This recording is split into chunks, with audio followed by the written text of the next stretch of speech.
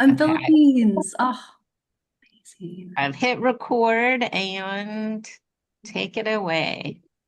Of course. Well, welcome everybody. I'm Jane. No why. I'm a board member of the International Society for Maladaptive Daydreaming. Just to know, if you're comfortable, great to turn the camera on. We love seeing y'all's faces, and we also totally respect your privacy. Since this is being recorded, it's going to be posted on the website, so just mind that, like if we are showing our faces. A little bit more about the ISMD. We are the only international nonprofit devoted to maladaptive daydreaming and one of the only societies in the world that is kind of like international. Like I think as we're seeing from like the chat, we have people coming in from all over. Uh, this is kind of like the big thing that bridges all of us together as academics, clinicians, volunteers. And speaking of that, we can always use volunteers. We're a nonprofit. So if you would like to volunteer your time, please let us know. You can shoot Jane or Jane Nowai a message, Kyla, any of us here on the Education and Training Committee. And also, like, we're working on a bit of a shoestring budget. So if you have any kind of extra funds that you'd like to donate, please do so. And that link is also available on the website. So with all that said, now I'm going to kind of kick it off to Kyla, my colleague and fellow committee member. Want to? And so I'm handing it off to you. Okay, thank you very much. Lovely introduction They know there. that they're showing spaces. They can't So see them. yeah, Make us not seen, though. for those of you who don't know me or who haven't been on one of these webinars where I've been talking before, I'm Kyla. I'm the author of Extreme Imagination, and that's what we're going to be talking about today. I'm just going to give you a quick overview of how I came to write the book and why I feel there's a need for a book about maladaptive daydreaming. And then I'm also going to go through in a little bit of detail what's actually in the book. So, okay, I think the thing I need to say up front, can I just check I'm still sharing my screen okay? Because Yeah, I can see it. you can Everyone else see see it. it? Maybe throw Great. a thumbs up, throw Yeah, something in the chat. okay, we're good. Right. I think the thing I need to just say up front, I'm not a therapist, I'm not a researcher, I have absolutely zero training in psychology whatsoever. The thing that qualifies me to write a book about maladaptive daydreaming is 40 years of lived experience. I have had stories in my head for literally as long as I can remember. Like my first memories are of the stories that I was creating. I think I would say they first kind of qualified as maladaptive when I was 8 years old. And I would say I finally healed at the age of 49. So for most of my life, sort of going through teenage years, 20s, which was probably when it was kind of at its worst, I didn't have a word for it, even.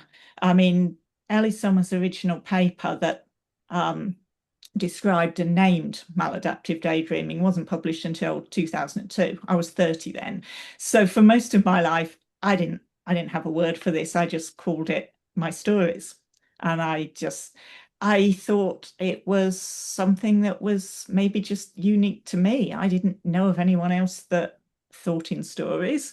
As I say, I didn't have a word for it. It never occurred to me that it was daydreaming because I thought, like a lot of people do, that daydreaming just means what I would now call mind wandering. It's those kind of light, fluffy thoughts that shoot through your mind when you're not thinking about anything in particular. And that wasn't what I was doing. I had all these stories and they were detailed and focused and deep, and I would come back to the same plot over and over again. It wasn't daydreaming as far as I was concerned. And then there was this one day, and I think it was in 2018, so about 8 years ago now, I just suddenly had one of these random thoughts that maybe I should Google this and see if anyone else has stories in their head all the time. And I sit down at my computer, and 5 minutes later, I was reading an article about maladaptive daydreaming. And I had never felt so seen. And I think that's the reaction a lot of people have when they first realize that this thing has a name. It kind of shifts something, or it did for me, that it moved it from being something that's just this random weird quirk that I have to being, no, hang on, this is an actual mental health condition. And there are real people like actually researching this, and there's scientific papers on it.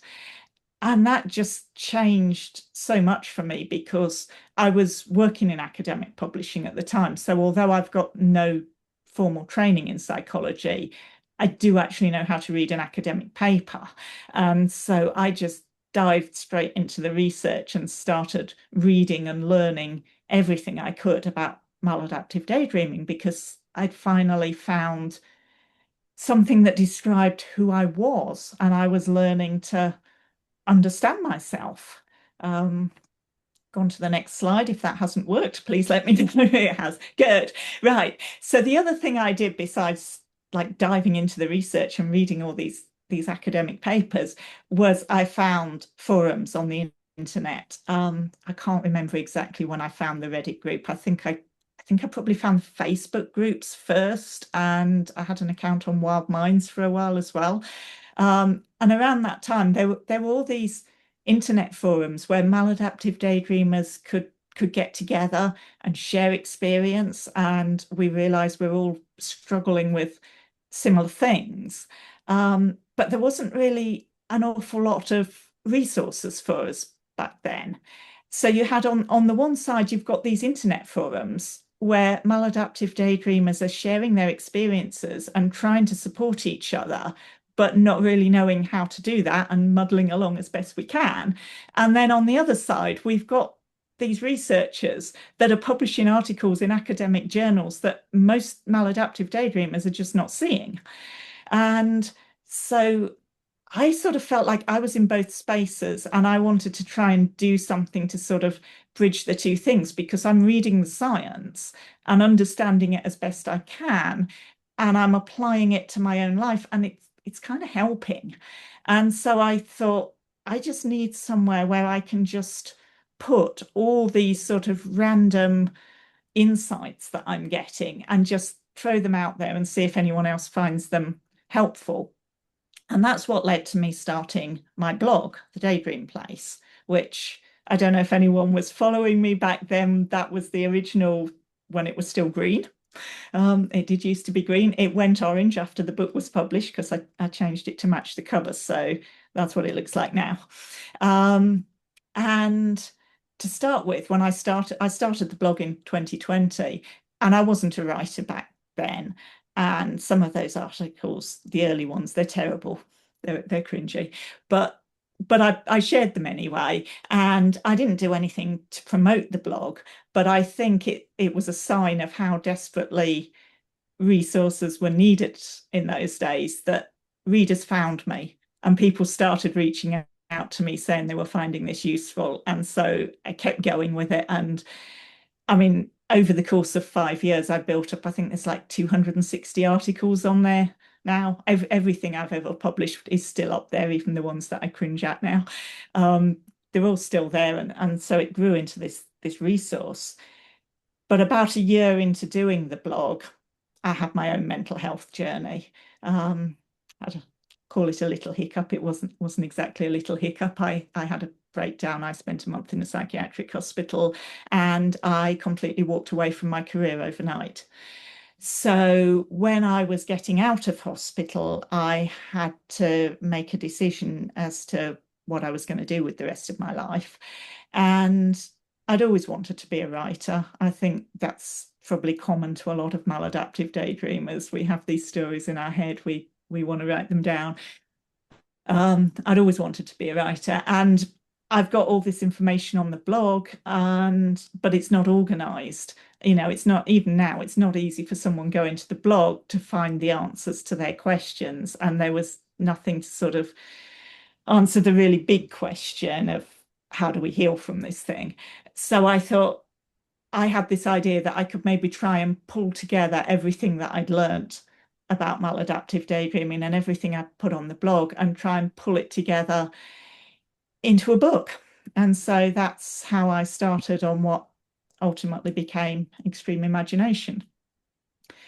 So I was, I wasn't working by this point, so I was able to write sort of pretty much full time. I got the first draft of Extreme Imagination written in about 8 months, and then it was a case of, okay, what am I going to do with it? Because at that point, there were a few books about maladaptive daydreaming up on Amazon. They were mostly self-published. They're mostly quite short. They're one person's experience. And I'm not saying they're not valuable. If you happen to resonate with that they are valuable. But I felt that what I had done was something a lot more in depth, more comprehensive. I had gone back to the original science. I had tried to make sure that everything I had written was consistent with the science. I do tell my own story in the book, but I'd also gone out and interviewed other maladaptive daydreamers, and their stories are in the book too. And I felt this was a much more sort of comprehensive thing than anyone had done before. And I wanted to do something to make it stand out. And that to me at the time meant finding a publisher that would back it and actually get this sort of what I call properly published. I don't like using that term now because self-publishing is completely legitimate and valid, but back then I sort of thought I needed a publisher to give this some sort of credibility. And that was where Trigger Publishing came in. They were a small London-based publisher. They specialised in lived experience self-help books, so I could immediately see that Extreme Imagination was going to fit very nicely alongside the kind of things they published. And it was a big ask for them. I was a completely unknown author writing on what is basically a completely unknown topic. I know we would love maladaptive daydreaming to be better known, but it's not. And so it was a big risk for a publisher to take a chance on this book, but Trigger could see a space in the market for it, and they gave me a contract. And yeah, so October of 2024, Extreme Imagination was finally published, and that's my screenshot of it up on the Trigger website alongside their other mental health books. And it did really well. In the first 10 weeks after it was published, it sold 240 copies. That might not sound huge, but for an unknown author writing on a very niche topic, that is really successful. And I think that speaks to how desperately needed the book was. I've got my first review down there at the bottom. I was so pleased the first one was a 5-star. And the thing I really loved was 9 days after the book was published, just for about 2 hours one Saturday morning, Amazon were listing it as their top new release in compulsive behaviour, which I thought was a real achievement. I was so proud of that. And for a year, the book was out there in the world doing its thing, supporting maladaptive daydreamers. I was getting people reaching out to me by email and through social media and so on, saying they found it helpful. It was all great. And then in October of 2025, Trigger Publishing went into liquidation. And all of their books, it was really sad. I mean, they had about 200 titles, I think, all mental health books, all helping people, and they were just gone overnight. Extreme Imagination was suddenly unavailable on Amazon. And there's a bit of a process when a publisher goes into liquidation like that. The authors do not automatically have the right to immediately go and publish the book somewhere else. You have to wait for the liquidation process to wind up before you get your rights back. So it was only in February of this year that I finally was legally allowed to republish the book somewhere else. And I did originally think about approaching other publishers because it had been successful. It wasn't so much of a risk now. I had those initial sales figures, those sales figures for the first 10 weeks. They were the only sales figures I ever got because Trigger kind of went quiet once the company was starting to get into trouble. But I could have gone to another publisher. But the other thing that happened as soon as it went out of print was people started emailing me. I was getting this steady flood of inquiries from people who were just desperate to buy the book and couldn't get hold of it anywhere. And every time I had to reply to someone and say, I'm sorry, it's out of print, it just broke my heart, because these were people who didn't want to wait. They wanted help now. And I realized that if I went to another publisher, they'd want to re-edit it for their house style. They'd want to stick a new cover on it. It would get typeset again, and that would mean another full proofread. And all of that takes time.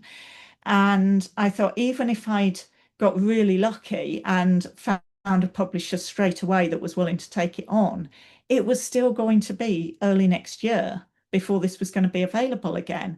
And I just couldn't do that to all the people that needed to read it.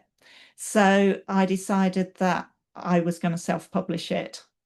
And so I have spent the last couple of months learning more than I ever wanted to learn about self-publishing.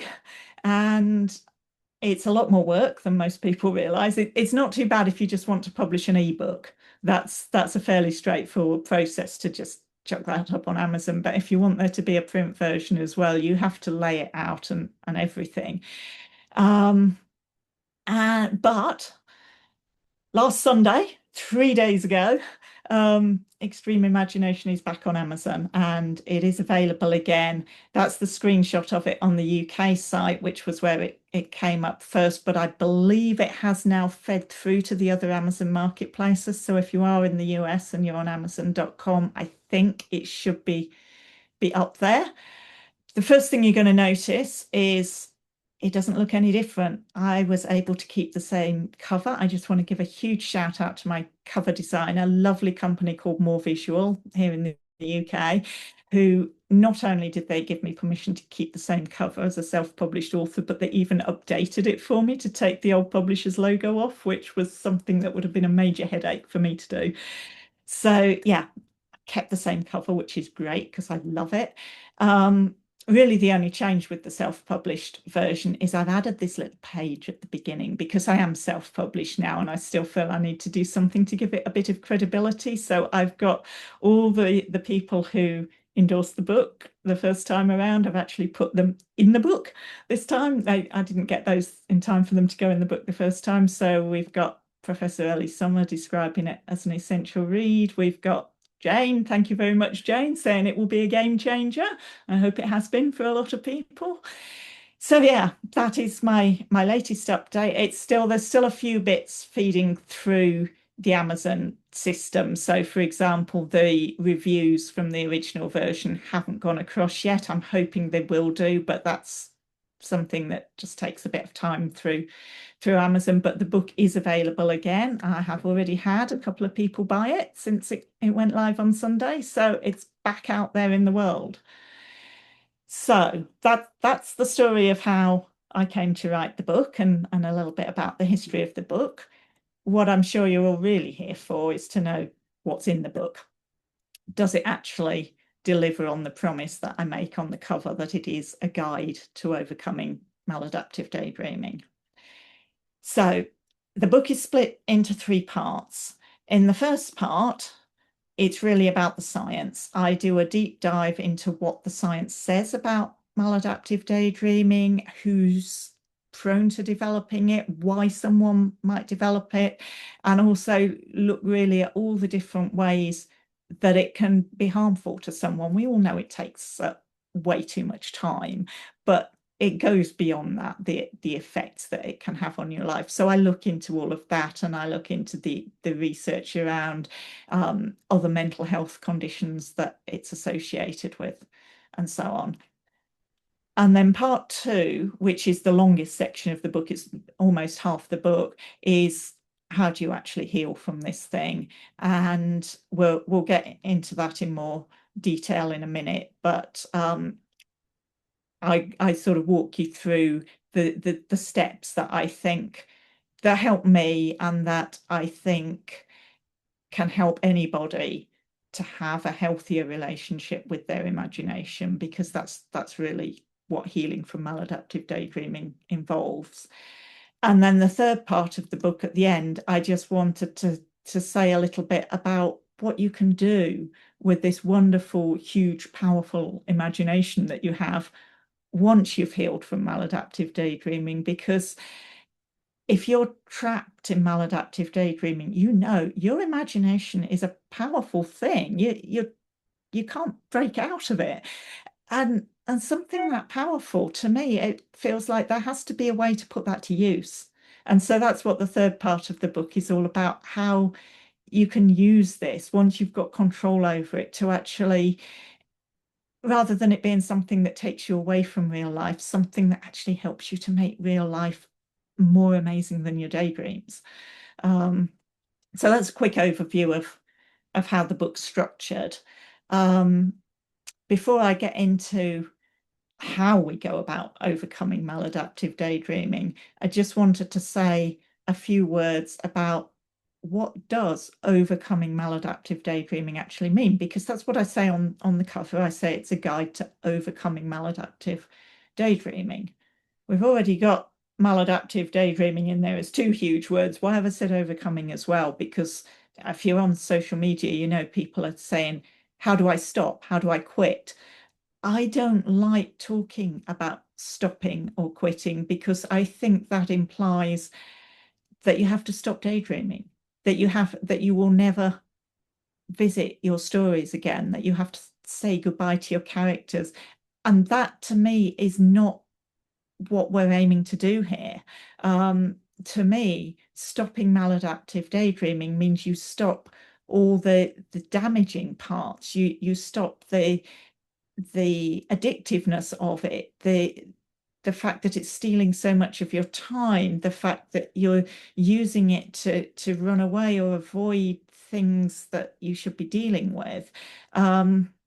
It's got nothing to do with stopping your stories.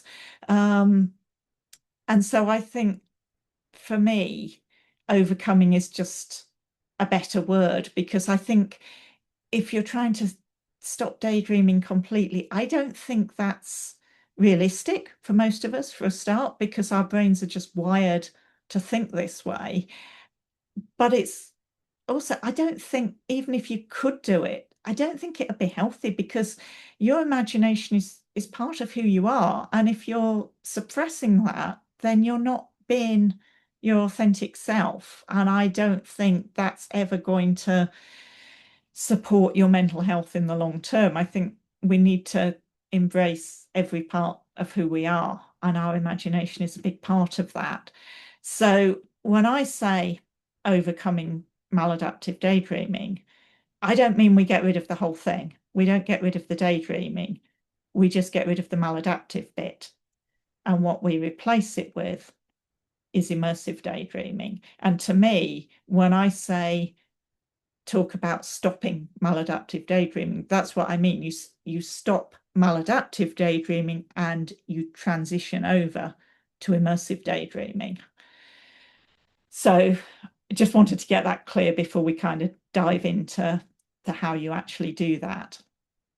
So in the book, I've got what I call a 4-step plan for overcoming maladaptive daydreaming. And the way I like to think of it, if you imagine a table with 3 legs, and the top of the table, that's your maladaptive daydreaming. That's the thing that's causing the problems in your life that you would like to change.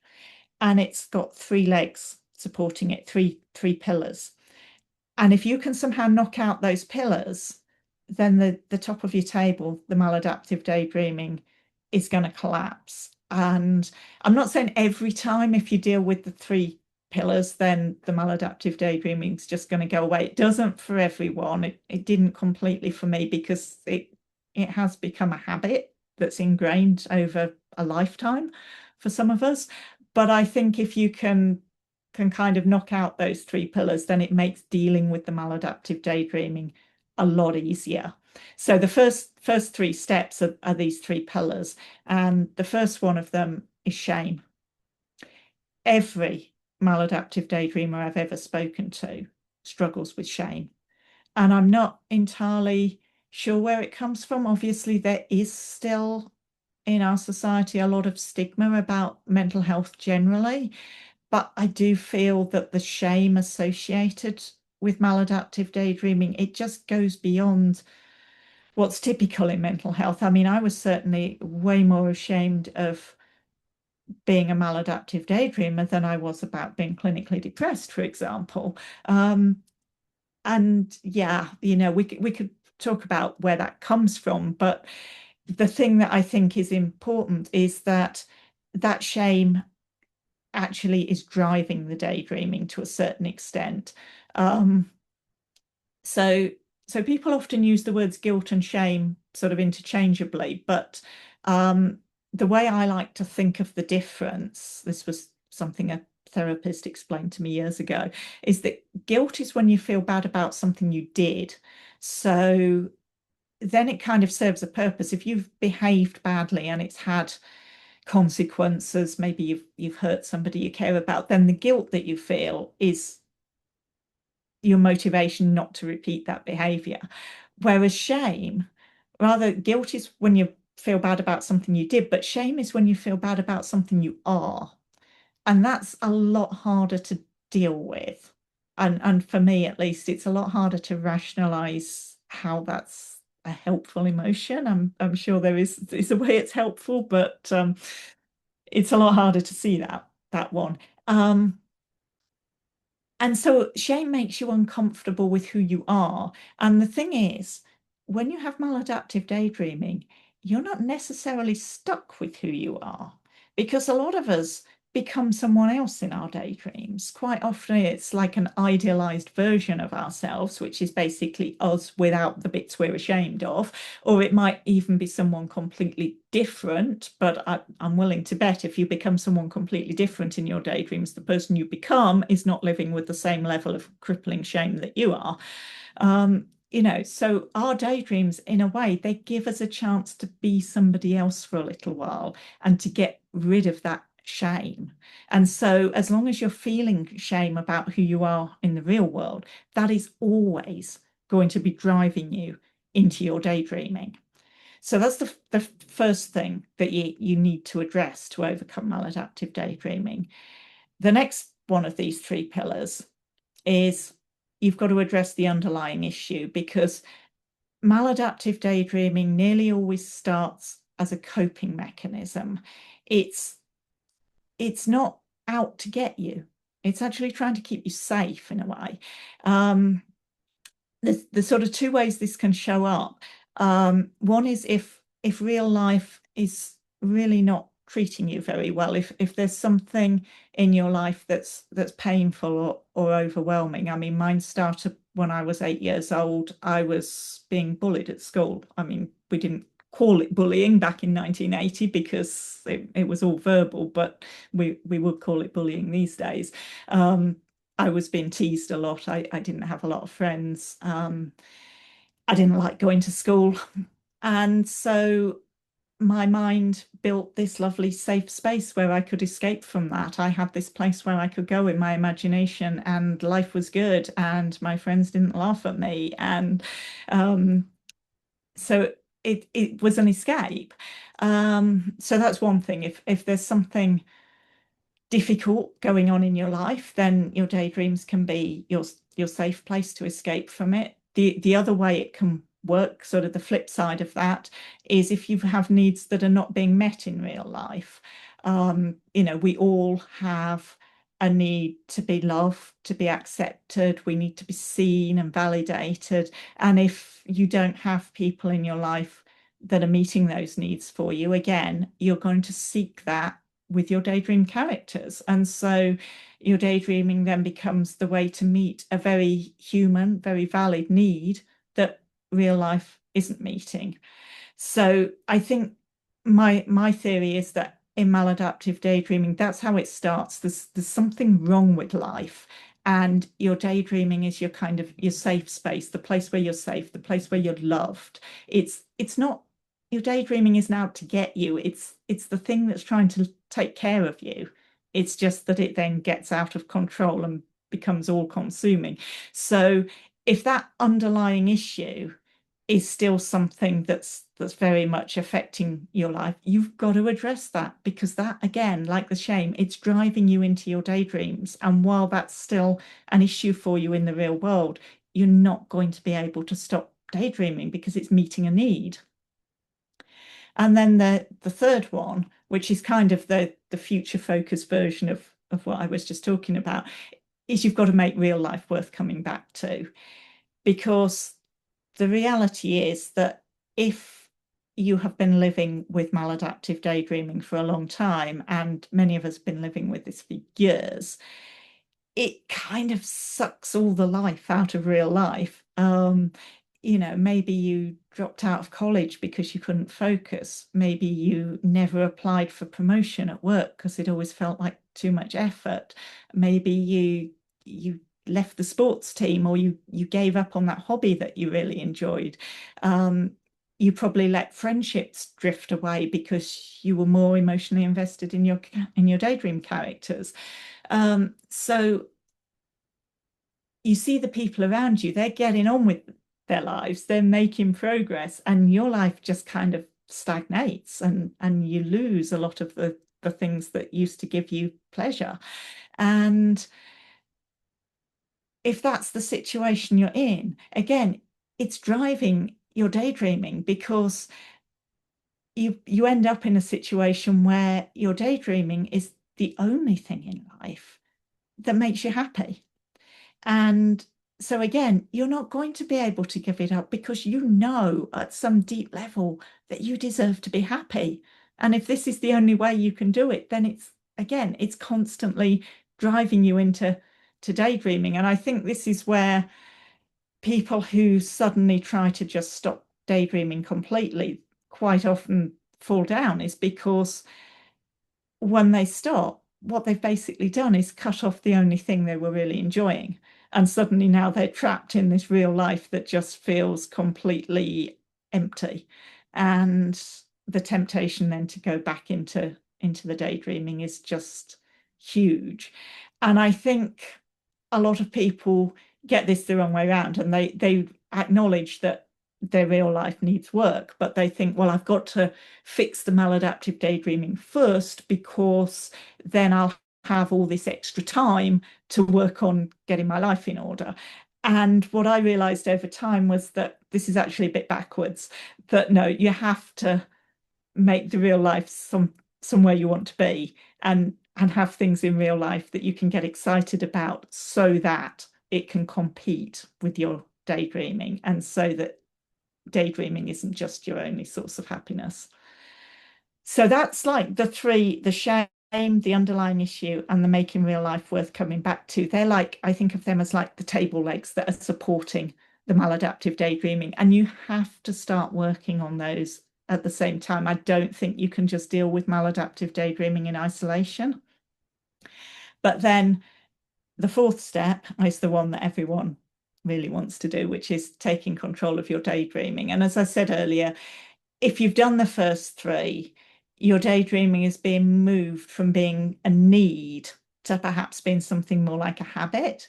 And perhaps at that point, it just collapses by itself for some people. But for some people, it doesn't, because it is a habit. It's become the thing that you do every time life feels a little bit stressful, every time you feel you've earned some me time or whatever, that's where you go to automatically. And so that's why step 4 is about taking control of your daydreaming. And in the book, I think that's the longest chapter in the whole book, I just threw in a whole load of sort of tips and tricks that worked for me. And some of them will work for other people, and some of them won't. And it's sort of intended to be a read it and take what works for you. The two big things in it is self-monitoring, sort of tracking how much you're daydreaming, so that you're aware of the patterns and so on.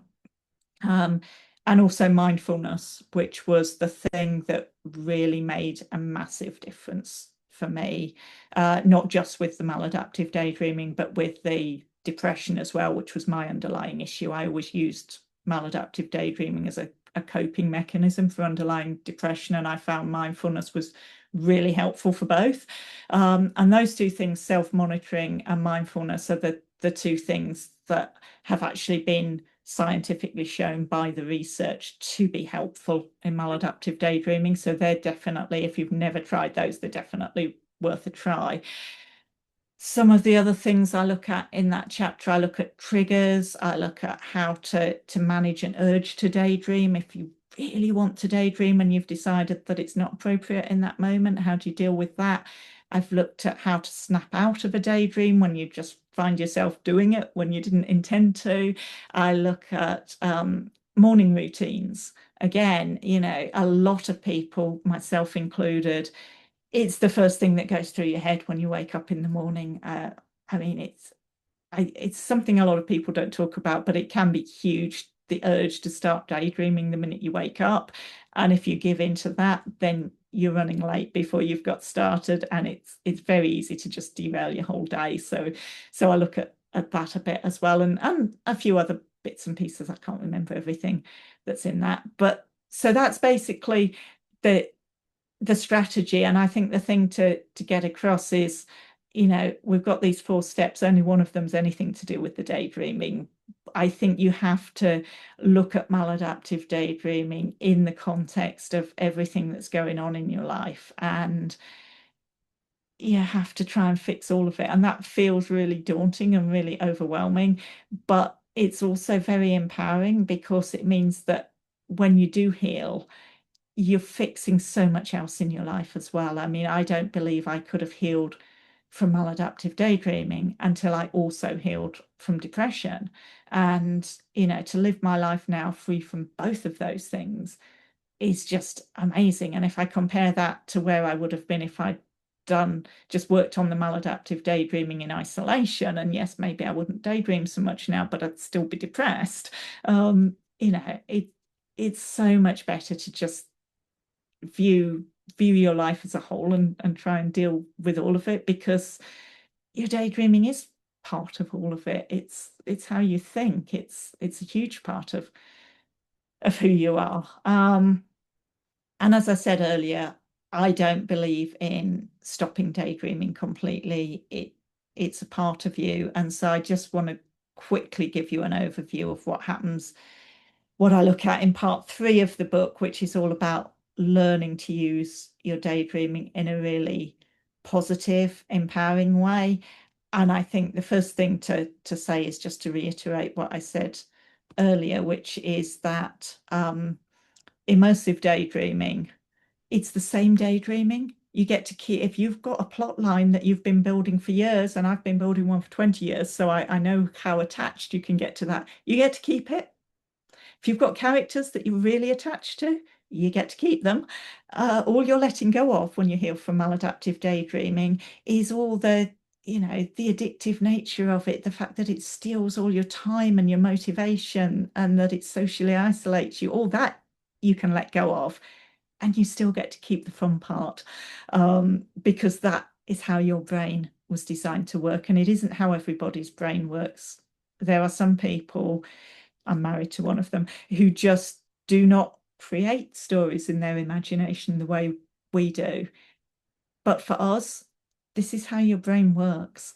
And when you embrace that, and when you've got control over it, and you're not needing to use it in an unhealthy way, you find it unlocks so many possibilities. And a few of the things that it's helped me with, first off, the person you become in your daydreams. You know, we talk about it for a lot of people, not for everyone, as being your idealized self. But I think your idealized self is more real than you realize, because your daydreams, like I said, are your safe space. So who you become in your daydreams, that's who you become when it's completely safe for you to be yourself. And I think that was one of the things that was really key for me, especially when I was recovering from my own mental health crisis, because I lost my sense of self. I really didn't feel that I was the same person after that. And rebuilding a sense of who I am and how I be in the world, I needed to draw very heavily on who I am in my daydreams and kind of model myself on that. And it's been a really incredible journey. Another thing that it's helps with, your characters can actually become your biggest supporters. So we all have an inner critic, right? When you do something stupid, there's a little voice goes off in the back of your head immediately that says, oh, you idiot, why did you do that? And that's your inner critic, and it tries to make you feel bad. And I still have that inner critic. That voice will still come when I do something silly. But immediately, one of my daydream characters will be straight in and say, don't be so hard on yourself. You're only human. You were rushing. It's no big deal. And they will argue with my inner critic for me. They're also people I can trust, people I can have a conversation with, because they feel to me very much like they're real people. I don't always feel that they're, obviously they are inside my mind. And when I have a conversation with them, there is something in my brain that is generating their side of the conversation, but it's a sort of subconscious part of my brain. It doesn't feel like I'm doing something consciously. And sometimes having that conversation with my characters is a way of, I think of it as a way of accessing my subconscious, and I can get insights about things that are going on in my life in a way that I've found really helpful. And then there's just a whole lot of other little things. I mean, talking to my characters about something can make me feel more confident. My daydreaming can help me get clear about what I want. It can be a source of motivation, and I can use it for emotional regulation in what I think of as a healthy way. I think a lot of maladaptive daydreamers are using their daydreaming to try to regulate their emotions in a kind of unhealthy way by ignoring the emotion and stuffing it down and pretending you're not feeling that way.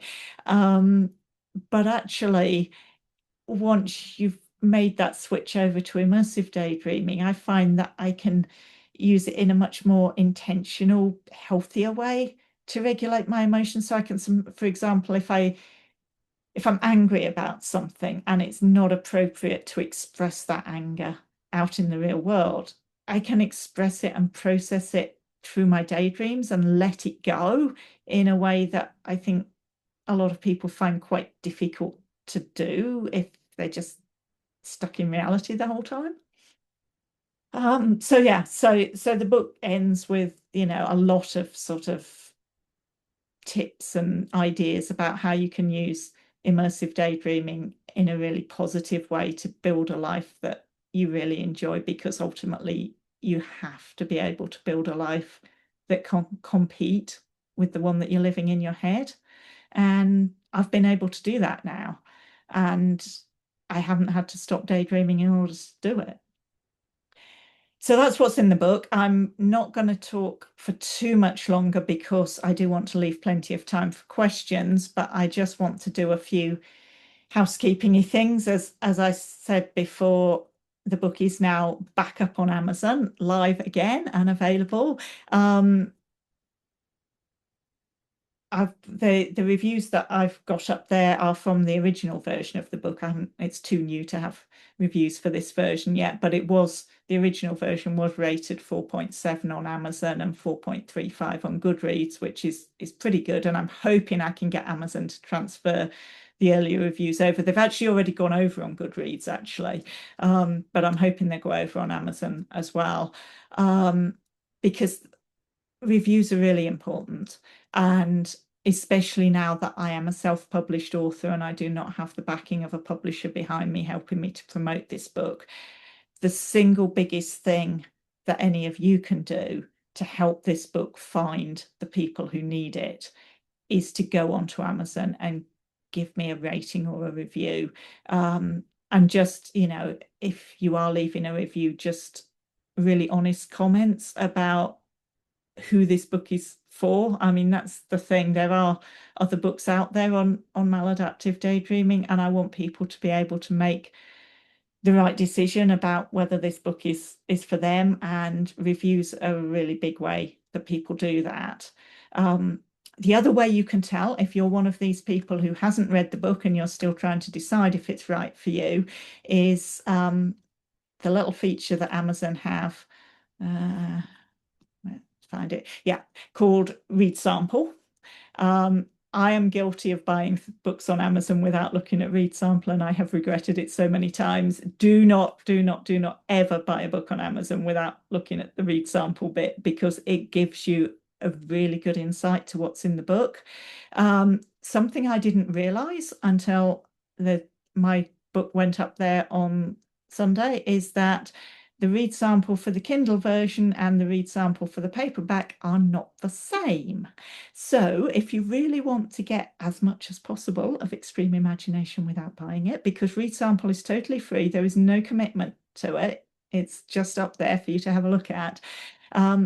Go on the Kindle version first. You get all the prelim pages, which includes the foreword, which was written by Niritsofa Dudek.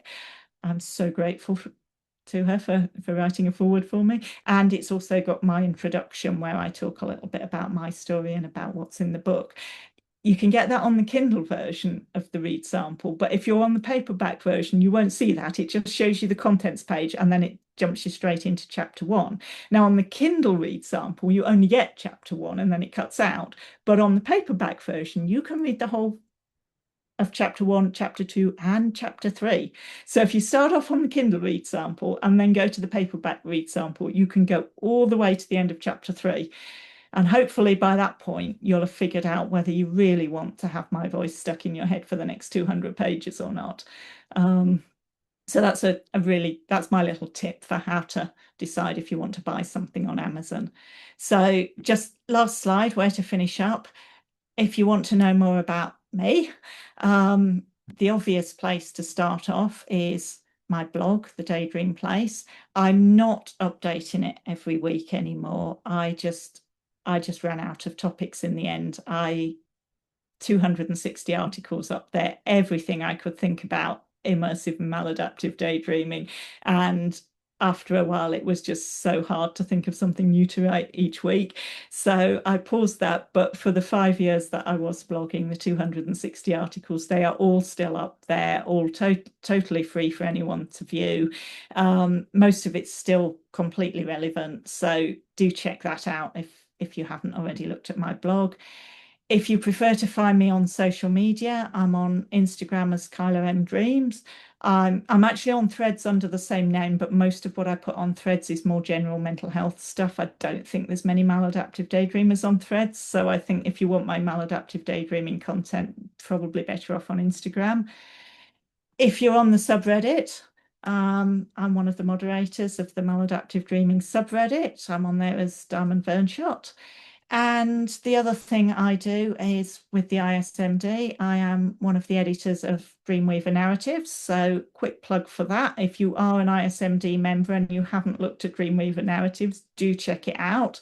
All of the content is designed to be informative and relatable to maladaptive daydreamers. We have everything from summaries of the latest research right through to poems and essays and artwork by and for maladaptive daydreamers. If you're creative yourself and you want to submit to Dreamweaver Narratives, our third issue is actually open to submissions for another few days. So if you have any poems or artwork that you'd like to submit to us, go on the ISMD website and look up how you can send that in. So that's just my little plug for Dreamweaver Narratives and for the ISMD. And with that, I will finally shut up and see if anyone's got any questions. And see if I can manage to work out how to stop sharing my screen now as well. Oh, well, Has that worked, Jane? Yeah. Have I managed? Yeah, hey, we're all back now. It's all tiles. We're all back. Good. I worked out how to stop sharing. That's cool. One thing while I was talking, I could not see the chat. So if there was anything in the chat that you want me to talk about, Jane, maybe you could just remind me, or if anyone's got the hand up or anything again, maybe if Jane could just sort of keep an eye on all that. Yeah, absolutely. No questions in the chat for now, or oh, here we go. Kathleen, do you go into your journey about how you healed from depression as well as in the book?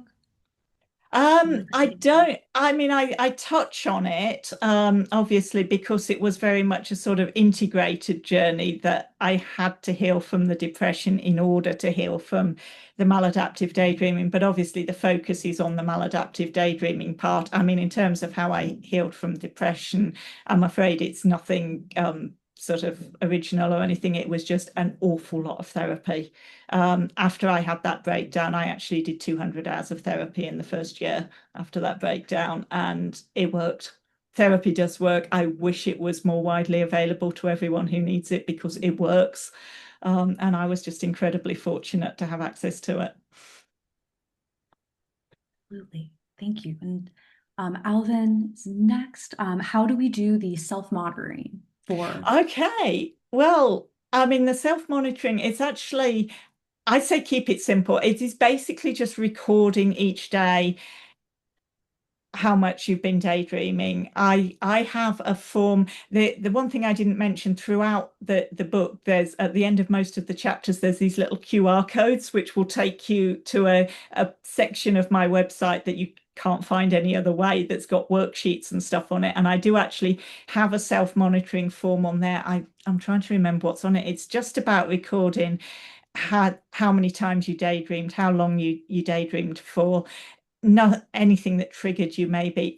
Nothing complicated. I think the ISMD, I think, also have some kind of self-monitoring form which you can just download off the ISMD's website. It's basically, the purpose of it is to get a sense of how much you're daydreaming and actually track it day to day, because the thing is, healing isn't linear. You're not going to sort of reduce it day on day on day until it becomes manageable. You're going to have good days and bad days. And I think it's really important that on the bad days, you've got something to put that in context and to realize that, yeah, okay, maybe today it got totally out of control and all your good intentions just vanished. But if you know that for a week before that you were kind of doing better, that can help you to kind of pick yourself up and recommit to the process. Oh, absolutely. Thanks for the kind of plug with the ISMD, because I know we do have a self-monitoring sheet. You have resources too available.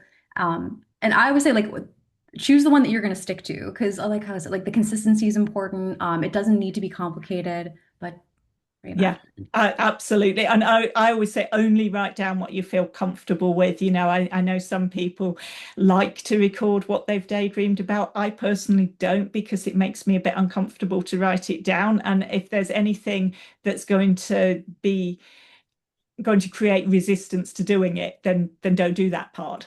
Yeah, just do the bits you're comfortable with. Yeah, absolutely. Totally agree. And Megan next. Healthy coping mechanisms. Obviously, a good level of immersive daydreaming, but what else?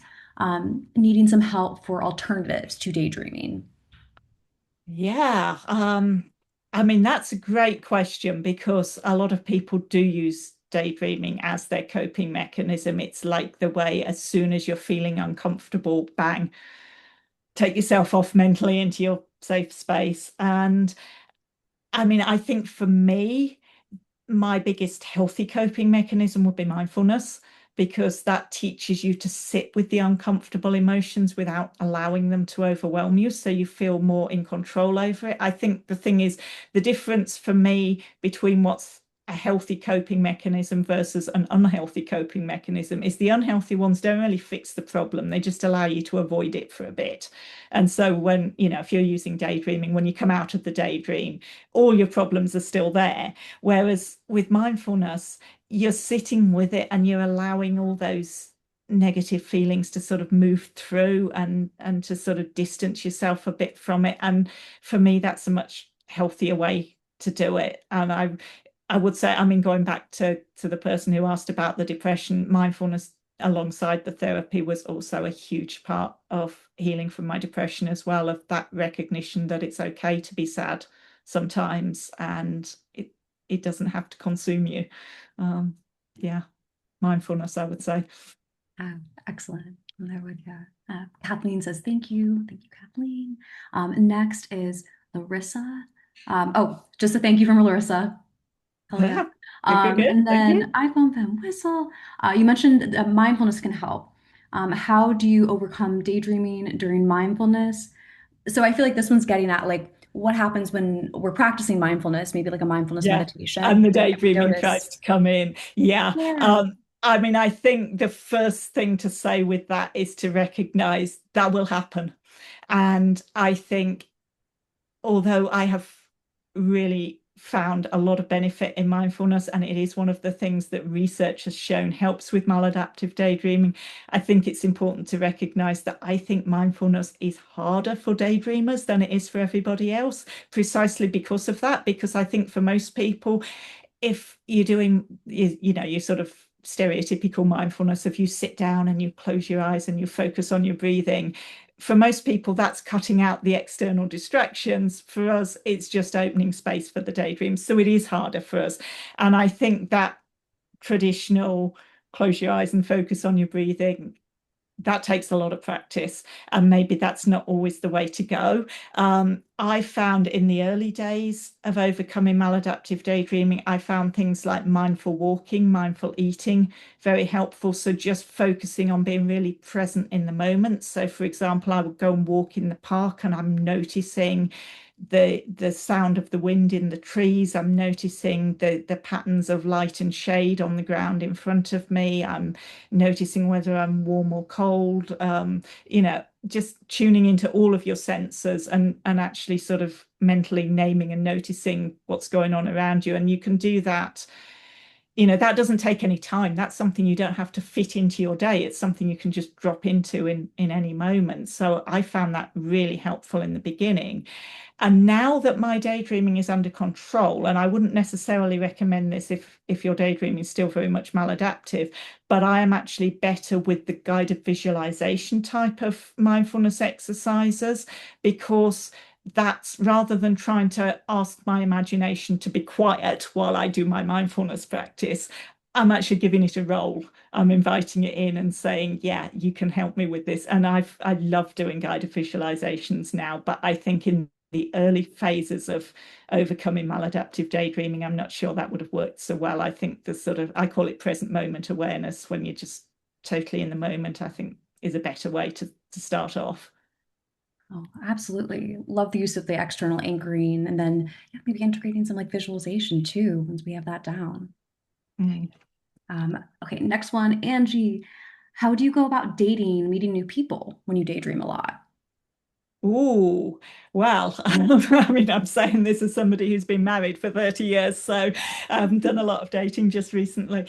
I mean, I think one of the issues that I see a lot of people have with this is that nobody that you meet in real life is ever going to be as perfect as that person that you're dating in your imagination. Um, and I think there's a couple of things about dating. One is if you're in a daydream relationship, and I think I call them relationships because I think they are effectively relationships, but you hear about people who in their daydream life they're in a relationship with some celebrity that they like or whatever, and then you sort of feel that's enough, and you kind of it reduces your motivation to go out and meet someone real. And I think that sort of ties into what I was going to say as the second thing of that real person will never measure up. They just won't, because the person in your head, they're perfect because you made them that way, even if you have based it on a celebrity or maybe somebody you've got a crush on or whatever. The version in your daydreams isn't that person. You edit them to make them perfect. And nobody's perfect in real life. And I think, I think this is where I had an advantage not learning what maladaptive daydreaming was until I'd been married for over 20 years. I came at it from a slightly different perspective. But when I started to think about it, I thought, you know what, the fact that my husband is not perfect, because he isn't, we have our differences, but that's what makes our relationship so beautiful, is that we are learning and growing together as two people going through life together. And he encourages me to be a better person in ways that a perfect daydream character never can. So I think the idea that you have to find someone in real life that's as perfect as the person you're dating in your daydreams is just the wrong way of looking at it. The daydream relationship can be perfect and it can be a beautiful thing, but a real life relationship is not going to be perfect. And that can also be a beautiful thing. And I think you just have to think of them as two different things. Wonderful. And Susan, next. Hey, Susan.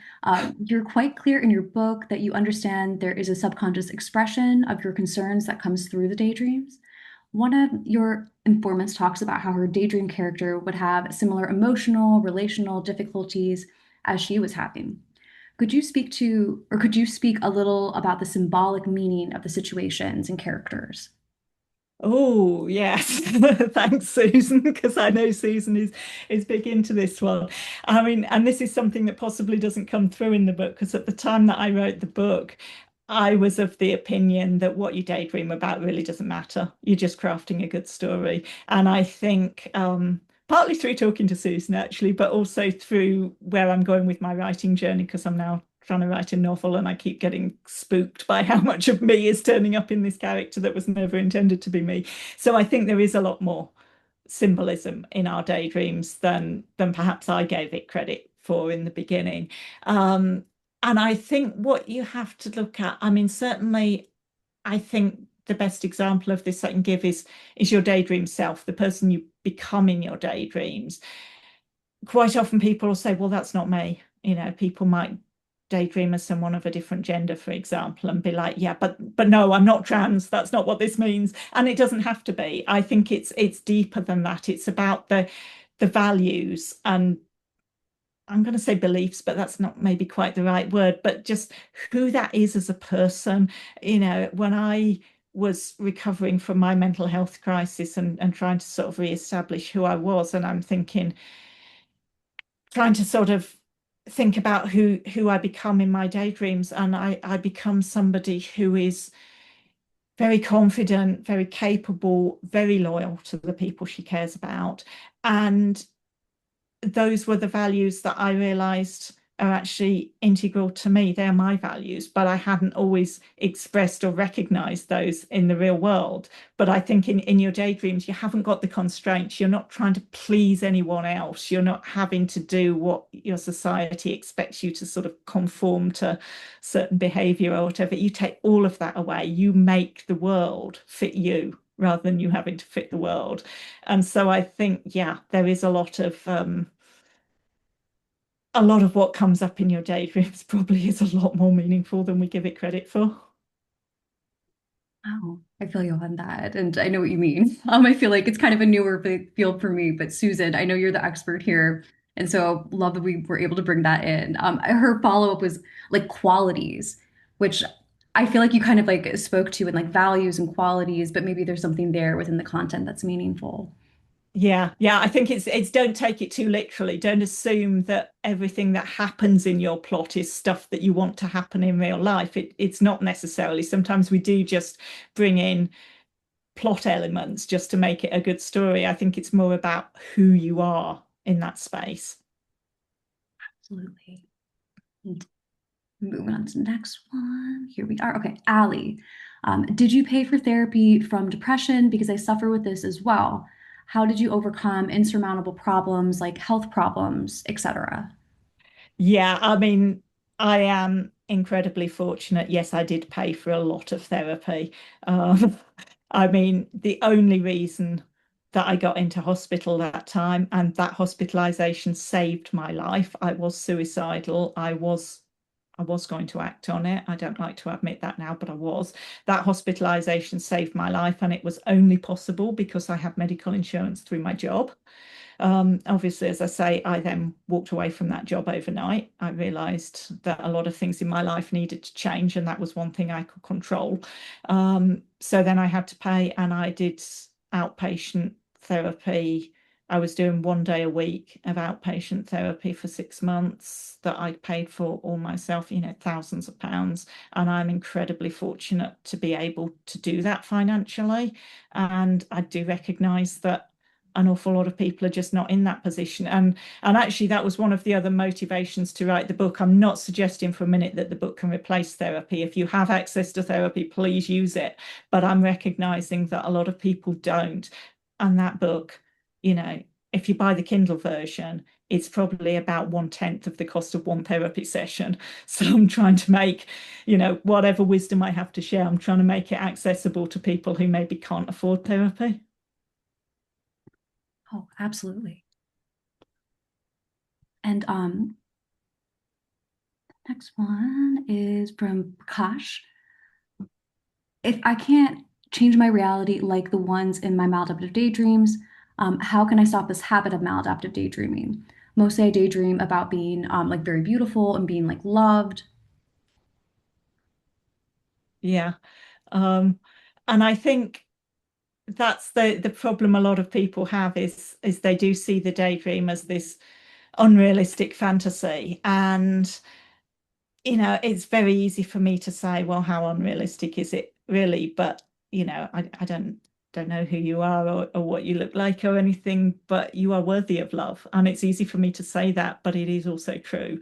And yeah, it can feel impossible. I mean, my life felt so overwhelming and impossible that I decided to end it all 5 years ago. And now I have the most incredible life that I could just never have imagined. I mean, I had suffered from depression for 20 years, and an awful lot of people say that depression, you can learn to manage it, but it never goes away. Well, no, mine went away. I'm not saying everybody's can, but mine did. And I do want to kind of share that. And I do get criticized on social media sometimes for saying that my depression was cured, because that won't be everyone's reality. But I think I have to share that because it gives people hope. And, if I can do it, I don't know what's possible for anyone else. But if I can do it, I'm not special. That's the thing. I'm not special. If I can get better, I don't think we can say for definite that anybody else won't. I think it's always worth hoping. I fully agree. And thank you so much for also your vulnerability, Kyla, because I feel like it really helps in hearing um, just all the different facets of both your experience, but then also, again, kind of like the tether of like hope to the fact that Yeah. there And are I folks like think, you. I wish one of the things I would love to do is try and just demolish some of the stigma around maladaptive daydreaming specifically, because that's what I've got the lived experience of, but just about mental health generally, because we need more people talking about it. I think too many people are sort of suffering in silence. And that's another reason for writing the book, was my motivation. Yeah, I want to help and support the people who know they're struggling with maladaptive daydreaming, but I also want to support what I think is probably a much larger number of people who are suffering with this and don't even know that it's got a name, because they don't know where to start. Oh, and we feel them deeply because I know you and I were both there at different times. So Yeah. in terms of access to. Okay, next one. Just trying to get through them because we have like quite a few actually. So exciting. Allie, why are you being so nice and kind, helping people with this book and talking? Oh, well, why not? I mean, I think, as I said at the beginning of the talk, I was in this slightly unique position that although I'm not formally trained in psychology, I didn't feel daunted about reading the academic papers because I was working in academic publishing at the time. And probably to give a shout out at this point, and I am going to blank on their new name, what used to be the ICMDR. I know the Maladaptive Daydreaming Research Hub, maybe got that right. They put so much of the research up there freely available. I think a lot of the researchers are really committed to publishing open access, which means it's available to everyone. It's not just the academics that subscribe to these journals that can get it. Anyone can get it.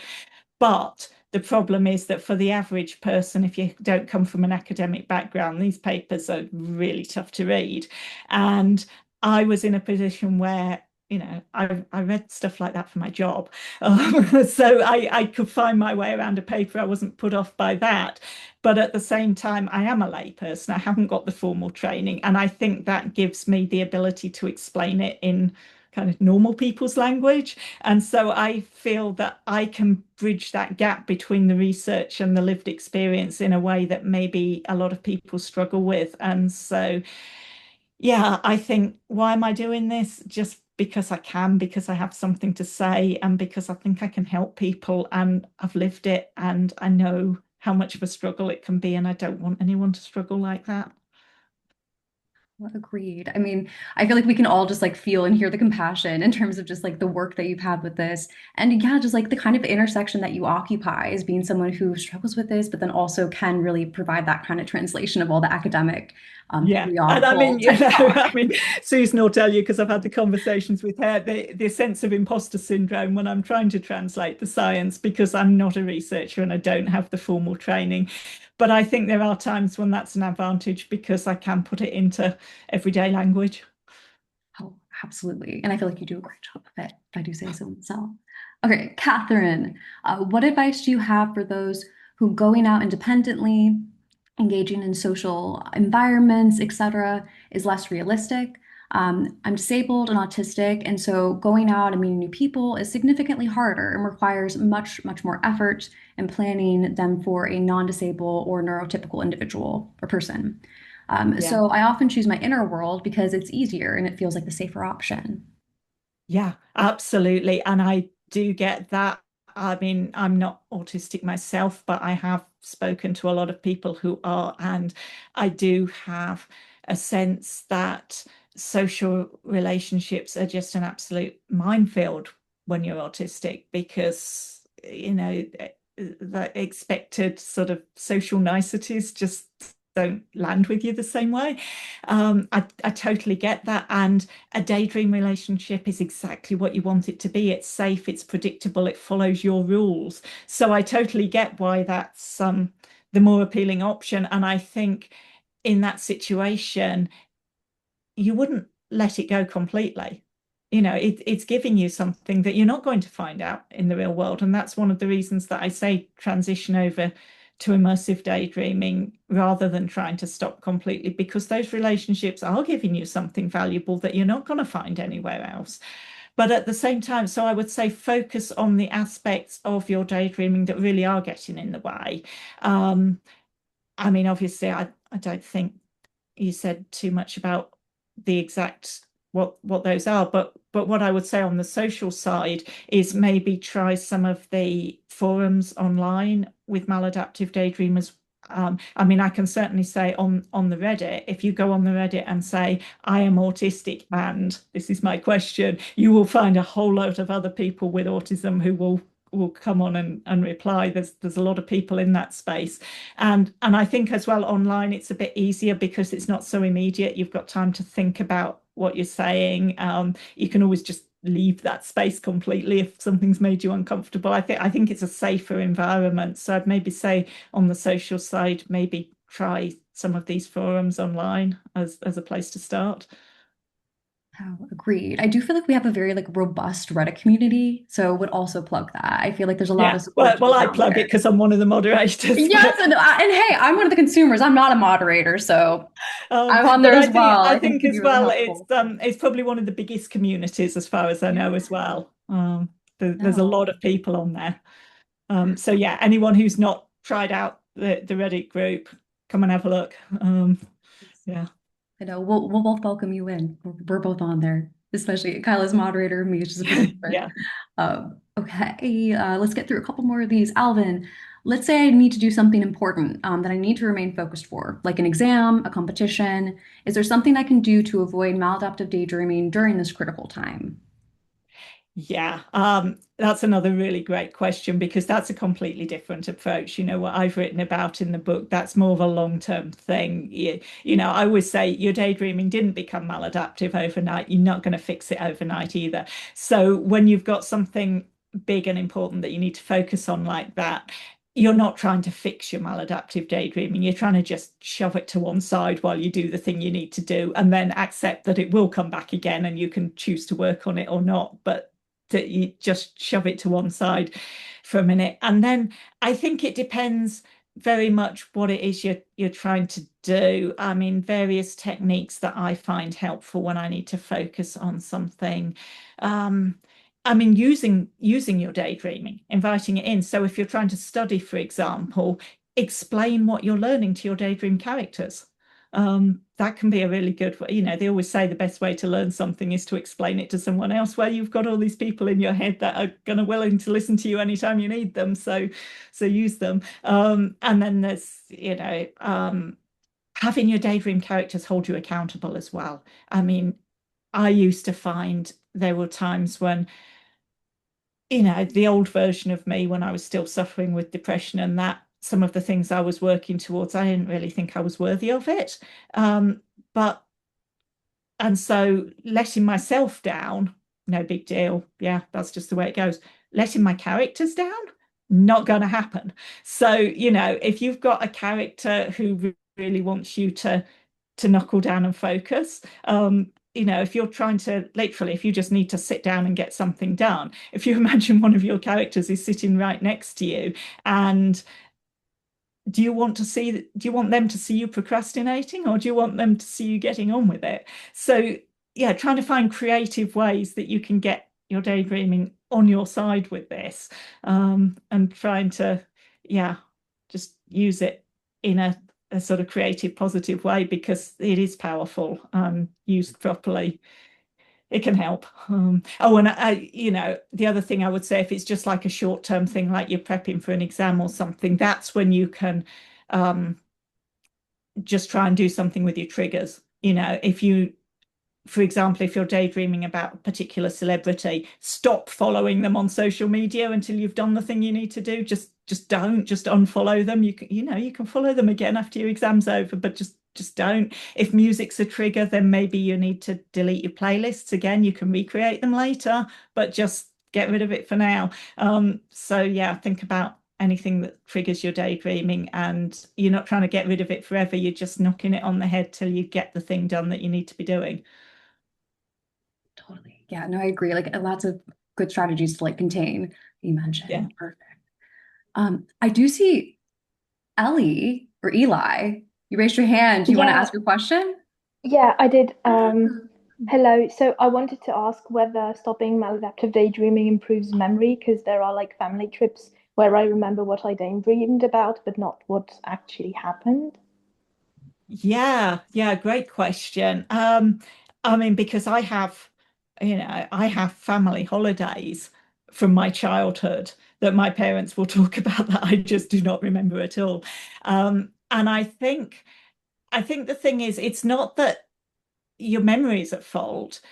I think certainly in my case, I never made the memory in the first place because I wasn't fully present. And that ties into what you said about you can remember what you were daydreaming about, but maybe you don't remember what you were doing because you weren't present with what you were doing. And so, yes, if you overcome the maladaptive daydreaming, you're not going to get all those memories back because you never made them in the first place. But in terms of learning new things, yes, I think it does, because you can now be more present with it, and you can actually form the memories in the first place. So I think going forward, I would say it probably does improve memory, but it's not going to work retrospectively.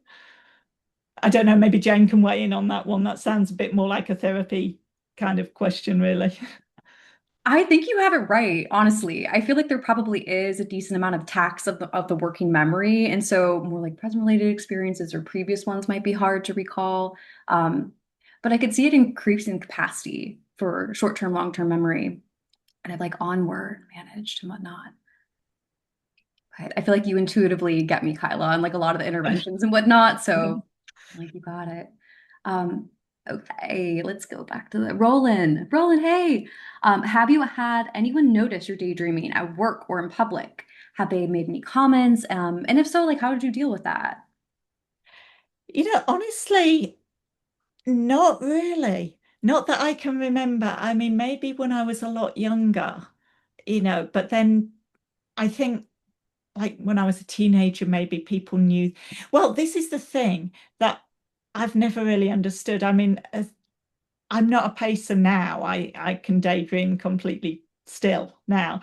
But when I was younger, I needed the whole repetitive movement thing, and I would just go out in the back garden of my house and just bounce a ball off the back wall of the house for hours on end. And my parents never asked me why I didn't get bored, because I would be stood out there for 3 hours solid, just throw, bounce, catch, throw, bounce, catch. And I'm daydreaming. And nobody ever asked me what I was doing. So I think maybe I've just been lucky that people didn't ask. And then, as I got further into my life, I think, and I didn't do it consciously, but I think subconsciously, I kind of organized my life around it a bit. I mean, I have been in work from home roles since 2005, I think, way before the pandemic made home working normal. I was in work from home roles, and I didn't do that deliberately so I could daydream, but it certainly meant that the work colleagues noticing was just never a thing for me. So no, I don't really have any stories to tell. Well, I have one funny story actually. One time we we were coming back from a family trip, and we pulled into a service station on the motorway, and I was going to pop into the toilets, and I walked into the men's because I was daydreaming and I didn't know where I was going. And I didn't realize until I'm stood right in the middle of it with all these men around me looking at me, and I'm like, oops. And that was purely because I was daydreaming and not looking where I was going. But that's about the only time I've really been embarrassed by it in public. Thank you, Kyla. That is funny. And I don't know, I was almost going to call back to the like pillar one, right? Of just like reducing shame. Because I could Yeah. understand where someone might feel like ashamed or a sense of like guilt if they're getting like caught. And so I feel like that part of your book would I be mean, yeah, important. that sort of reminds me of something. It's not really answering the question, but worth saying is obviously with having the book out and everything, I've had to tell a lot of people about my daydreaming because, I meet someone for the first time now. They say, "What do you do?" I say, "I'm a writer." They say, "Oh, what have you written?" And I say, "Oh, I wrote a self-help guide about maladaptive daydreaming." And they're like, "What's that?" And then you have to explain it. And I cannot think of anyone that I've had a negative reaction from. Everyone that I have spoken to about it is, some people are just because if mental health's not their thing, they might kind of change the subject. But most people, they're just curious. I've never had anyone be sort of judgmental or make me feel bad for it. And I think a lot of people are really worried about telling people that they're a maladaptive daydreamer because they think that people are going to think they're weird or, you know, in friendships or whatever. And that's just not been my experience. And I have told a lot of people. So if that's holding you back, I'd say, I mean, obviously you've got to be a bit careful who you tell, and maybe some people will be a bit judgy. But I think if you pick who you tell carefully, you don't have to keep this a huge secret. People are not as judgmental as you think. I fully agree. And I know like trust is definitely involved for like disclosing something like this. But similarly, like I've talked about this with a decent amount of like both clients, like other clinicians, and I find the response to mostly be positive. I think that there's Yeah. only been a couple that seemed a bit more judgy. So agree with the kind of like discernment. And I think that's also why like the social support, the community on Reddit and whatnot with the IASM Yeah. is really important. Oh, Megan, shout out for resources. Thank you so much, Megan. If you're in the US, you can follow Make Mental Health Care More Affordable via this source. And totally agree. I feel like sometimes I am a therapist. Sometimes therapy practices also have sliding scale, except Medicaid, Medicare. I know I was on Medicaid for a while and so accepted as well. So look out or even connect with all of us here. Like we're happy to help with referrals and whatnot. At least I am. Okay, trying to get to a couple more of these. Allie, do you channel your daydreaming into writing? Because this is what I want to do as well. I have even studied writing, so I can control it a bit more. And good luck with your book. Yeah, I mean, this is the interesting thing because I am now writing a novel, and that was I mean, maybe that's where Everyday Dreamer ends up eventually. I don't know. I knew as soon as I kind of trashed my previous career and what do I do with my life, I knew I wanted to be a writer. And the first thing I wanted to write was Extreme Imagination because honestly, writing a self-help book, you're giving someone a set of instructions. It's not that hard. If you're a writer, it's not. And the day that Extreme Imagination was published, and I am still in therapy. I don't consider myself mentally ill now, but therapy is part of my self-care. And I have a wonderful therapist who just gives me that safe space to think through what's going on in my life. And I had talked to her about what am I going to do once the book's out? Because that was like my lifelong dream of getting a book out in the world. And I was quite worried about how I was going to be once I didn't have that to aim at anymore. And the day Extreme Imagination was published, I got this big box of books arrive at my house. That's the advantage of a publisher. They give you like 25 author copies or something. And I opened that and I thought, I'm not done. I realized I wanted to do this all again, and this time I wanted to write a novel. But what I will say is I have had one particular daydream plot in my head for the last 20 years that is, it's my other life. It's huge. It spans 79 years end to end, and it's private. That's not what I'm writing a novel about, and I never will. That belongs in my head, and I don't share it with anyone. And so the novel I'm writing, I created a completely new daydream plot. It doesn't feature any of the same characters. It doesn't feature me in any form. It was just created to be a novel. And I've been working on that for about the last year, and I'm loving every minute of it. And I'm sure being a daydreamer helps me to write it, but I'm not writing my daydreams because they are personal. Oh, love that. And also exciting about the novel and whatnot.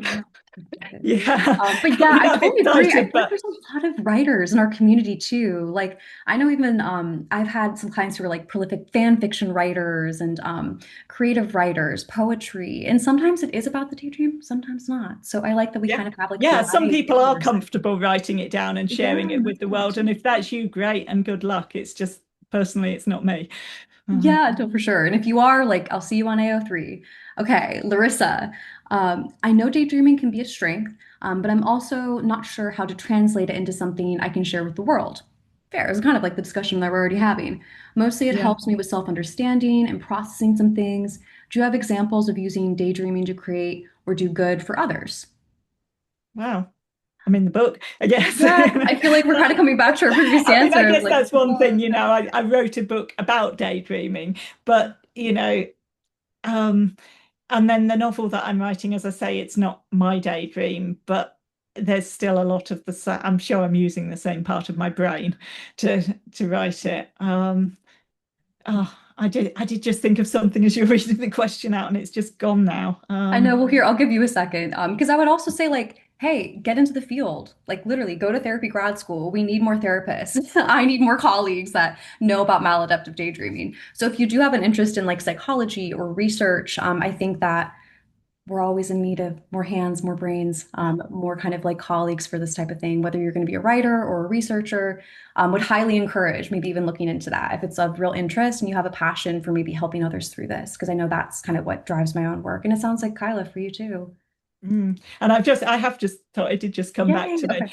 Slightly different to what you were just saying, but something that I do just for fun sometimes that then I find really helpful actually is something called automatic writing, and I integrate that with my daydreaming. So what I will do is I just open my laptop up and I will just write at the top of the page. If I might make it more specific if I've actually got something specific I'm trying to sort of sort through in my head, but sometimes I'll just use a really general prompt and I'll just start with the name of my daydream character and I'll just type, what do you need me to know in this moment? And then I just start typing whatever comes through. And it's amazing how often when I read it back, I learn something that I hadn't realized before. And I just find that really, really helpful. So that could be a fun thing to try if anyone enjoys writing and wants to give that a go. I've learned some really insightful things through doing that. Oh, and I really think that speaks to what Larissa's talking about in terms of like self-understanding and processing. So yeah, I would definitely plug that, especially Larissa, like if that's of interest, try it out. Kathleen, I'm curious about your thoughts on this. In my daydreams, at one point, I thought they felt good, created like oxytocin, dopamine, etc., and seemed like an idealized version of myself in life. But the more I've done therapy and healed unhealthy relationship patterns and gone deeper into my process, I realize there's actually a cocktail of emotions, shame, self-pity, and guilt that are constantly being created and recycled when I engage in the daydreaming underneath the initial like feel good hit. And even though the scenarios are only within what my brain knows is possible, which is actually extremely limited since I experienced a lot of abuse and neglect in childhood, ugh, I'm so sorry. Did you ever find that your daydreams weren't actually ideal and actually recycling kind of like unhealthy content from childhood to keep us stuck in maybe old emotional patterns, both kind of, it sounds like Yeah. neurotransmitter wise, but behaviorally, emotionally? Yeah, I mean, I'll try and answer that, but I think I want you to weigh in from the therapist's perspective on that one as well, because I'm sure you've probably got more to say on that than I do. But as to whether I've done it, yeah, I think sometimes, like I said before, I think our daydreams are trying to help us. and they might get out of control and cause all sorts of problems, but fundamentally, they're trying to help us. They're trying to create that safe space. And I think when you've been through something really traumatic in real life, if it's showing up in some form, even in a sort of different context in your daydreams, it's kind of the way that your subconscious is trying to process it. And I don't know whether that's always helpful or not, but I think that's probably why it shows up, is that subconsciously you're realizing this is something you need to deal with, and it's coming up. And maybe, I mean, again, Jane, weigh in on this. Bringing it up inside your daydreams is maybe a bit safer because you're in more control over it. I don't know. I kind of want you to take over from this point. Yeah, and I just wrote a couple things down because again, like Kyla, I truly think we're always on the same page. Because agreed, like one, like you're definitely not alone. I see a pretty like wide spectrum of folks who experience MD or maladaptive daydreaming, and some of it is really idealized and positive and really kind of like emotionally satisfying. But there is kind of another side of it, and sometimes it can be a bit like both. It can kind of be one or the other. But agree that there is some kind of probably like processing happening. But I almost think of it as like the processing is getting stuck because we're like looping and just with ourselves. So I would almost say, in terms of maybe identification, like maybe identifying like what are the specific patterns, like where are the points in which we're kind of like looping or it's like becoming really cyclical. And then whether it's like friends, family, self-help, finding a therapist, maybe identifying like what is maybe the core belief that's like being manifested here or like the struggle. Um, Again, like I'm more into like exposure therapy and EMDR because I work with folks with like OCD, anxiety, and complex trauma. And so the looping is definitely something with trauma that is pretty like common when it comes to the different like rumination patterns. So would definitely say like you're not alone. It's not something that is like unhealable from, and maybe finding kind of like a little bit more of like awareness of what's happening and then bringing that in to be supported in like a one-to-one, either therapeutic like way or with friends. My favorite professor always talked about making like the unconscious conscious. And so would definitely encourage that in terms of maybe like opening up, whether it's to a therapist or a friend, and helping them kind of start to really metabolize it a little bit more. Does that make sense? Okay. Everyone is so different, so I don't want to give like exact therapeutic advice, but my main like advice would be kind of like look into it. Like it is something probably that needs to be like healed or tended to, and you're not alone in it. It doesn't mean that this is something completely different.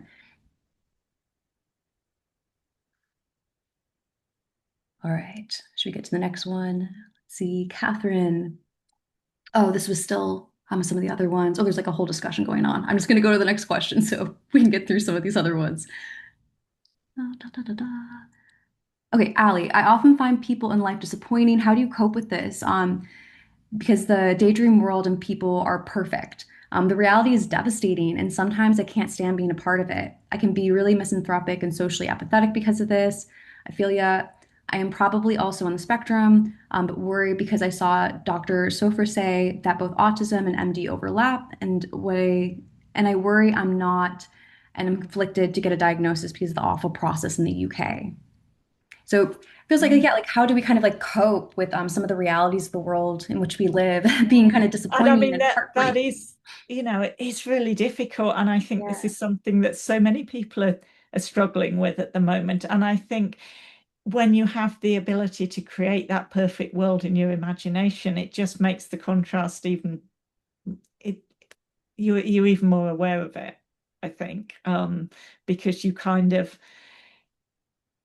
I think maybe people who don't daydream the way we do, they see terrible things happening in the world and it's heartbreaking, but it's also just the way things are, and you can't really conceive that it can be any other way. But for us it can, because we've created this world where things are perfect. And so yeah, I don't have an easy answer to that one, because the world is, there are so many things in the world that are horrible and are difficult to accept. And yeah, I don't know. It's probably the first No, and question where I don't have agreed. a good answer for it. I think it really creates like a really like stark juxtaposition. So agree. Like I do feel like it can almost be a little bit more heartbreaking because of just the yeah, the almost just like intensity of like how dissonant it can be between like what's happening in your head and what's happening like outside. Yeah. Yeah, and I think it puts a whole new perspective on when people say they really wish their daydream world could be real. I think a lot of the time it's easy to dismiss that as just their fantasy and that's what they want for their life. But actually, for a lot of us, it's what we want for the world as well. Oh, agreed. And Susan has another really good one. The contrast, yes. If you take a sip of wine after you have eaten a bite of cake, the wine tastes more sour than it would if you had not been eating the cake. Yeah, that's a really good Very way of good looking at it. metaphor. Good Yeah. metaphor. And then Sumnat. Hello. As soon as I wake up, my MD starts. Yes, just kind of like how we touched on. In Yeah. fact, it's like when you are part sleeping, part awake, and in the process of waking up, that the MD starts. Any kind of suggestions on how to handle that almost kind of like between Yeah. sleep and wake and like vulnerable And I mean, this period? is one, I do consider my daydreaming to be immersive now rather than maladaptive, but that first thing in the morning is still a problem for me now. And I think I've just accepted it. It always will be. And I'm afraid that the solution that works for me sounds a bit brutal. You get out of bed. The minute you are awake, you get out of bed. Um, and then I do go through it in more detail in the book about how to actually have a morning routine, something that you just do on autopilot while you're still waking up that will just push that daydreaming back until you're awake enough to make an informed choice about whether daydreaming is appropriate in that moment or not. But while you're still waking up, you just need to be on autopilot, and that autopilot does not involve daydreaming. And as I say in the book, for me personally, Tai Chi works wonders. I get outside, I do 15 minutes of Tai Chi before I do anything else. And by the time I'm done, I'm awake enough to make sensible choices about how I'm using my imagination. And that won't work for everyone. The solution will be different for everyone, but it starts with getting out of bed. So it's brutal, but you have to, because while you're in bed, you're either going back to sleep or you're daydreaming. And you probably need to avoid both of those. No, I completely agree. And I know it feels harsh, but I'd recommend the same thing. One tip I would say is either do kind of like progressive muscle relaxation, like squeeze your body real tight and then release. Sometimes that creates a little bit of like a rush that can help. And or articulating out loud what you're doing. Like I'm wiggling my toes, I'm rolling around a little bit. Okay, and now I'm gonna like put a foot on the floor. But I do think in the grand scheme of things, I'm in full agreement with Kyla in that getting out of the bed is the most important Yeah. thing. However we And the do. other thing that has worked wonders for me is not keeping my phone next to the bed. I put my phone on charge in a different room overnight so that, oh, yeah, some days the only thing that achieves is it motivates me to get out of bed, but even that's a win. Um, and that's something simple you can do the night before that just cuts out any arguments with yourself in the morning. If your phone is somewhere else, you're going to get up. But I love the idea too of like shifting the environment to like better support some of this different habit formation. Like I feel like that is so important. So yeah, whether it's moving the phone, the alarm clock, I also agree that I feel like that would be helpful. Um, see, Alvin, I think this is the last one. Is it possible to know if someone else has maladaptive daydreaming without them telling you? I suspect that some of my family members have MD too. Ooh, well, I'd say there's a couple of points to that one. The first one is, do they daydream the same way you do? I think that's very hard to tell, and I think the way to do it is probably to be open about your own daydreaming and see if you see any signs of connection or recognition there.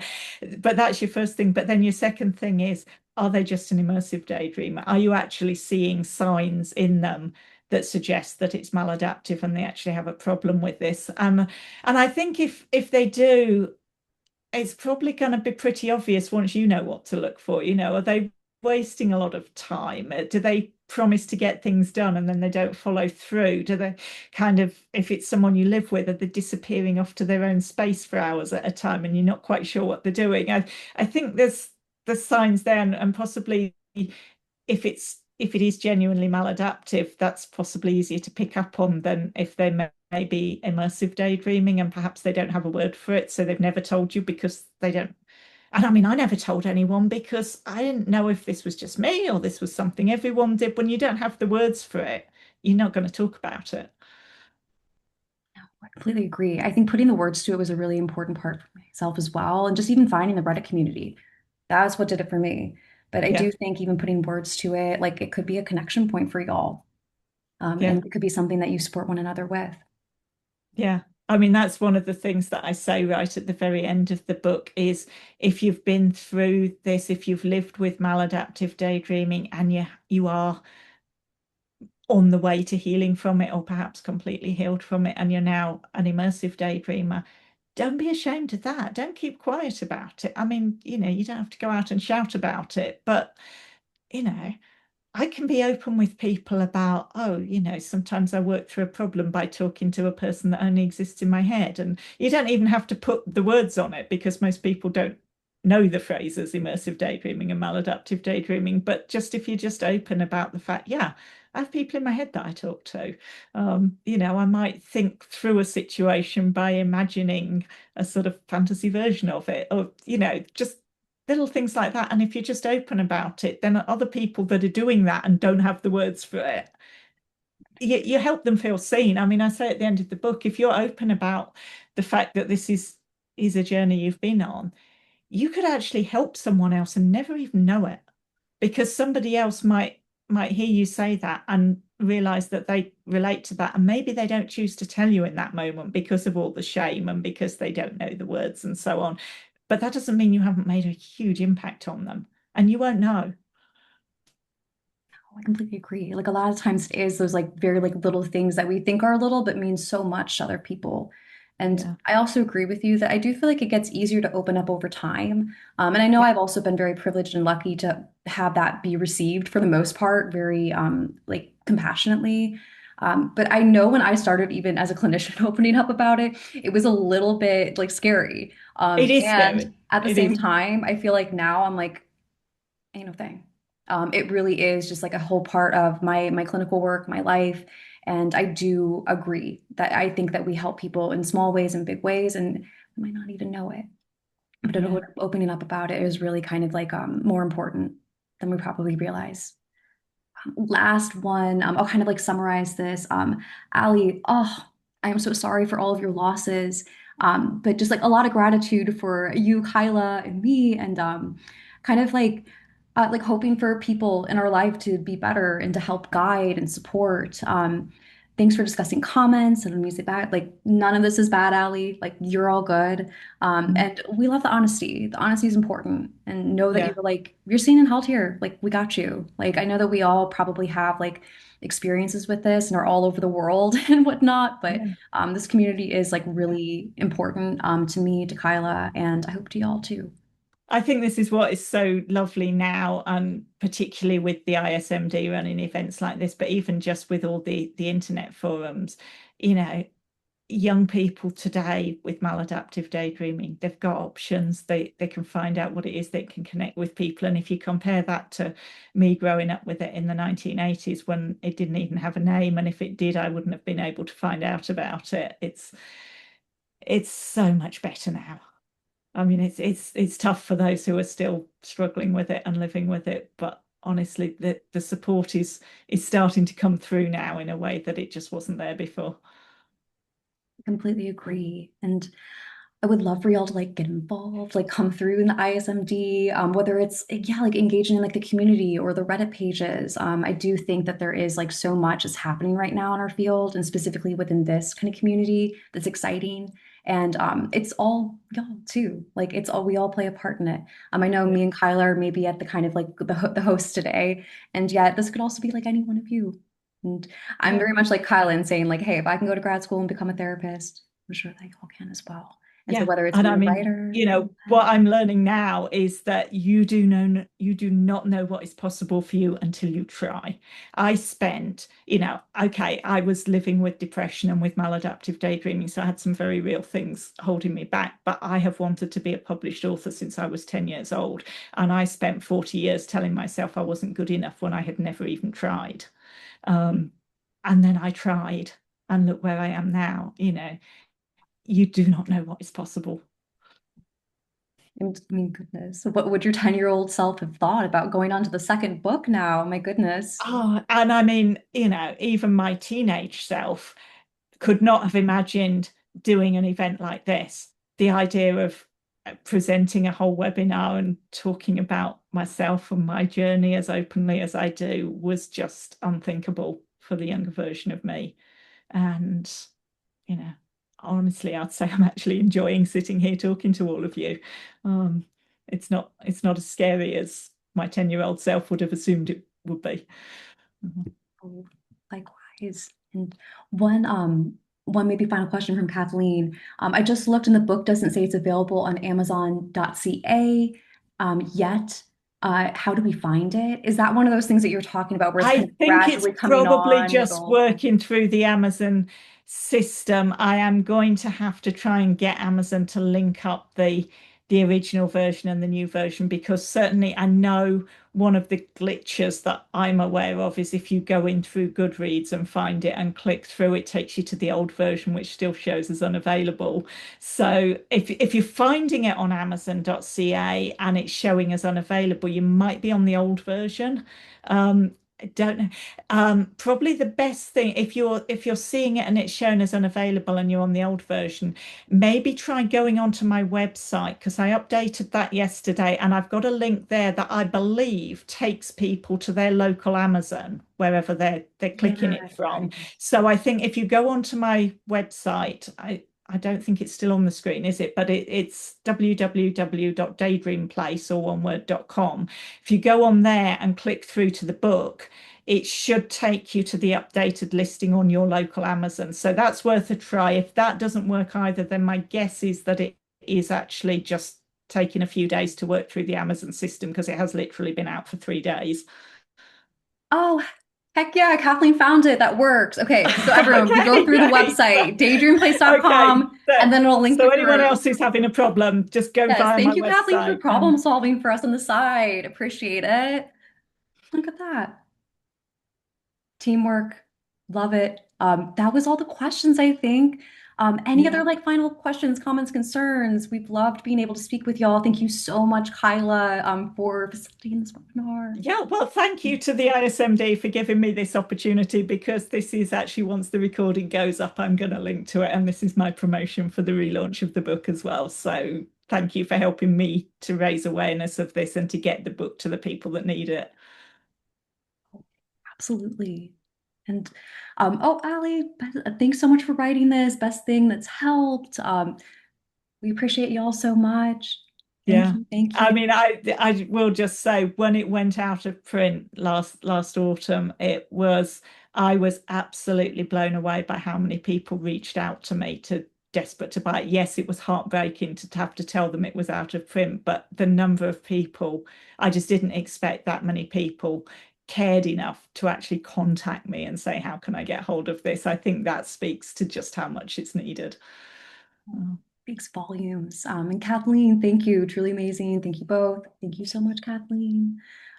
But I think that's it. So yeah, we're we've gone wrapping way over up. time, but I I think it was know. really important that we got through everybody's questions. I wanted to give everyone a chance to ask questions about it. So No, agreed. So thank you all for hanging on with us and being a part of the discussion. We appreciate it massively. Thank you again yeah, so much, Kyla, for hosting. And I think we're going to close out now, and we'll catch yeah. y'all another time. But I think we will, but thank you so much, everybody. Thank you for showing up today. And yes, just final thing, if you do buy the book and read it, please leave me a review.